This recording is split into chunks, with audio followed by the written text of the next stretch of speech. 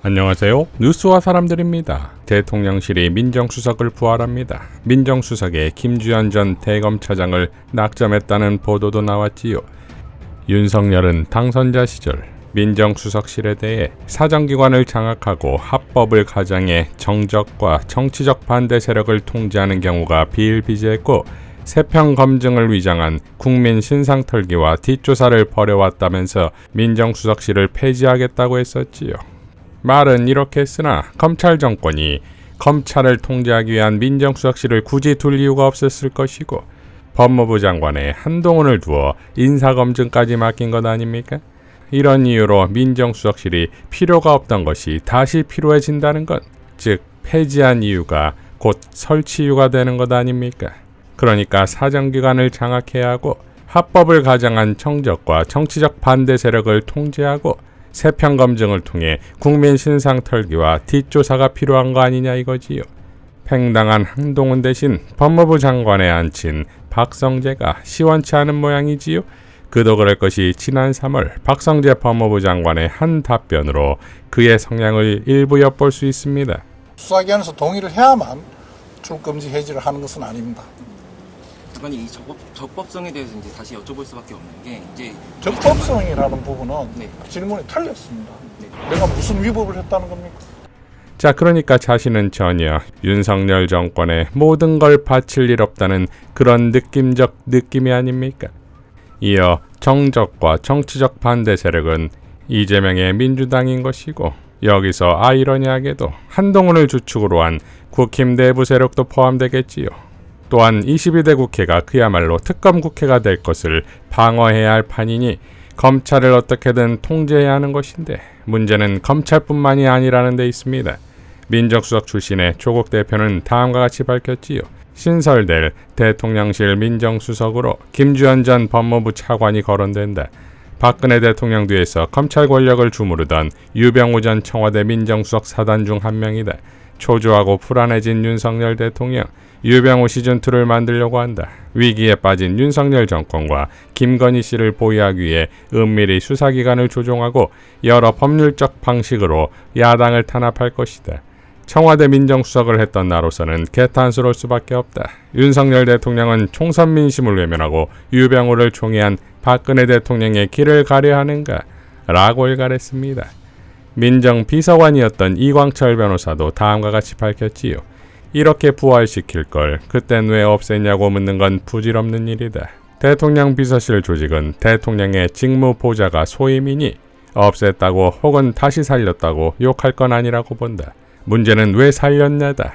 왜 살렸는가를 묻는 건 앞으로 어떻게 이 조직을 운영할 것인가라는 물음이 전제되어 있기 때문이다.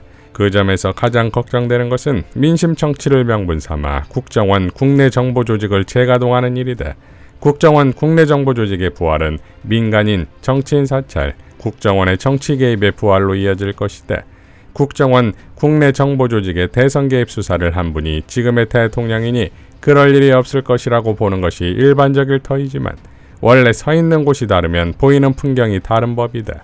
또 누군가가 대통령의 귀에 총선 패배로 남은 임기 동안 압도적 여소야대 상황에 놓인 대통령의 지위를 보장받자면 여의도도 벌벌 떨 국정원 조직이 가동돼야 한다고 속삭였을지도 모를 일이다. 만일 국정원 국내정보조직이 재가동되고 민간인 사찰이니 정치인 사찰 논란이 생긴다면 나라로 보나 관련된 개인으로 보나 불행으로 귀결될 것이다. 이 정부 들어 국정원이 몇 차례 들썩들썩했다. 국정원을 정치에 끌어들이지 말기를 바란다. 민정수석실 설치로 사정기관 장악이니 친인척팀 기능 도외시니 하는 지적도 나오는데 다 타당한 지적이고 하나하나가 매우 중요한 문제들이다. 그러나 국정원 국내정보조직 부활에 피하면 차라리 사소한 문제이다.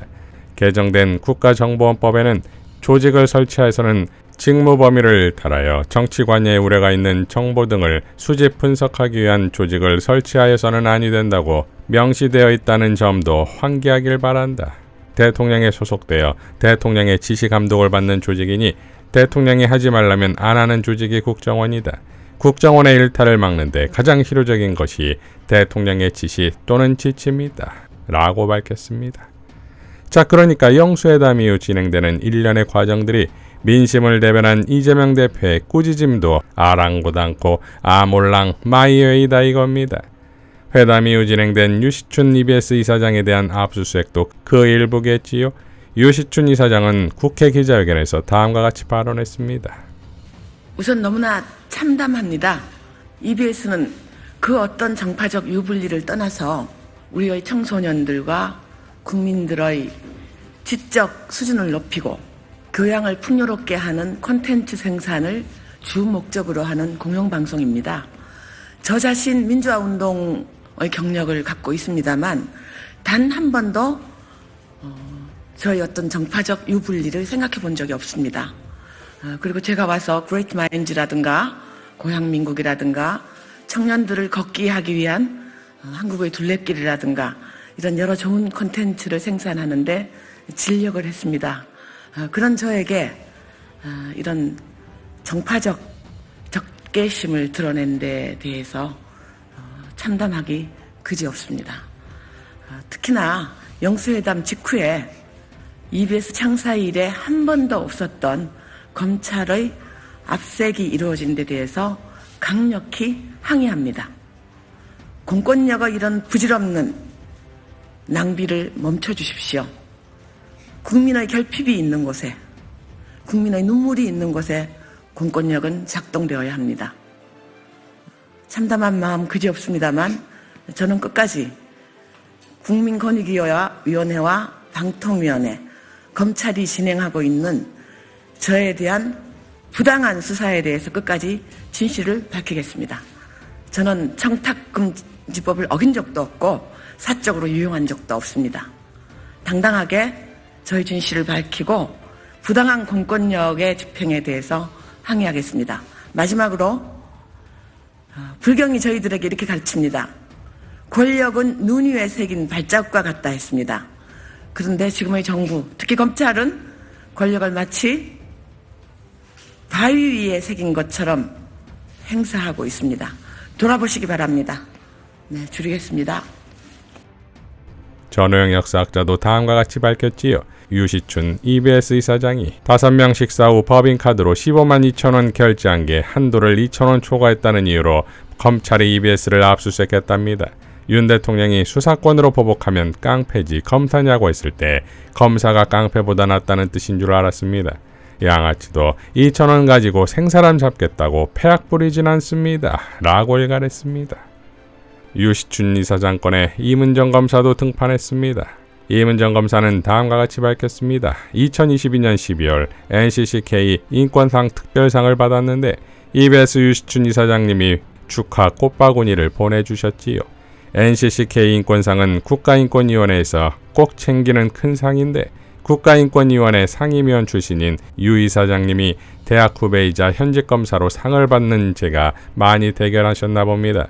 무엇보다 저는 방송 출연은 물론 서울대, 고대, 연대, 중앙대 등 유수의 대학 특강 경험도 많은 도가니 검사이니 EBS 이사장님으로서 눈독을 들이시더라고요. 과분하여 몸둘 바를 모르면서도 흐뭇하여 으쓱했습니다.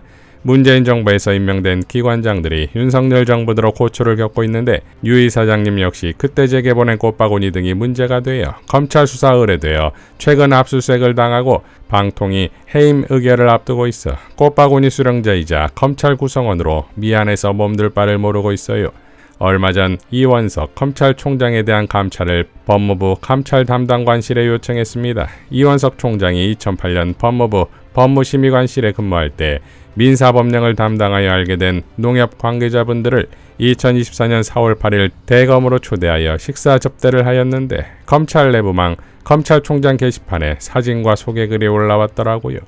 국민권익위원회 등지에서 유시춘 이사장님 등 전 정부 임명 기관장들의 업무 추진비 사용 내역을 들여다보며 업무 관련성을 아주 박절하게 해석하고 불법 운운한다던데 그 잣대라면 15년 전 법무부 법무심의관실에서 민사법령 담당할 때 알게 된 관계자들을 수사기관인 대검 예산으로 접대한 행위도 수사하고 징계해야 할 사안이잖아요. 검찰총장의 이와 같은 예산 사용이 문제가 없다면 다른 기관의 기관장들 역시도 그렇게 해도 되겠지요. 그렇게 해도 될까요? 이원석 검찰총장에 대한 감찰을 요청합니다. 늘 그래왔듯 법무부와 검찰은 같은 편에 박절하지 못하니 괜찮다고 할 테고, 괜찮다는 회신이 오면 그 회신을 유시춘 이사장님을 수사하는 검찰청에 제출할 생각이었습니다. 어제 오후 호대하던 법무부 감찰 담당관실 민원 회신이 왔어요. 관련 부서 확인 결과 해당 행사는 통상적 검찰 업무의 범위 내에서 진행된 것으로 관련 비용의 집행에 문제점이 없어 귀하의 민원을 종결함을 알려드립니다. 답변이 워낙 짧아 정확히 할 수는 없으나 유시춘 이사장님 등 전 정부 인사들에 대한 수사와 징계 건과는 달리 통상적 업무 범위를 너무 넓게 해석해 주신 게 아닌가 싶어 갸우뚱합니다만, 아무튼 법무부 감찰 담당관실은 그래도 된다고 답변하네요.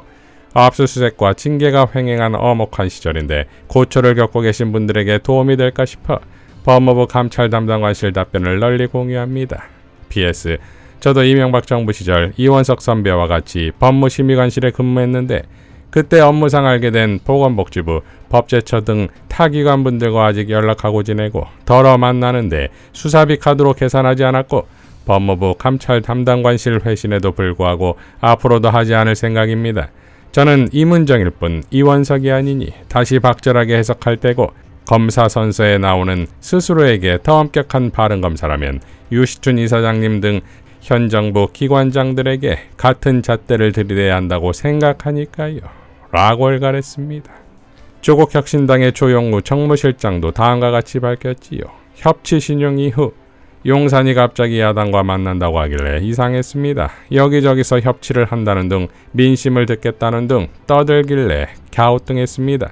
변할 뿐이 아닌데, 협치 신용 다음날 검찰은 유시춘 EBS 이사장, 유시민 전 장관 누나를 타깃으로 한 EBS 압수수색 소식이 전해졌습니다.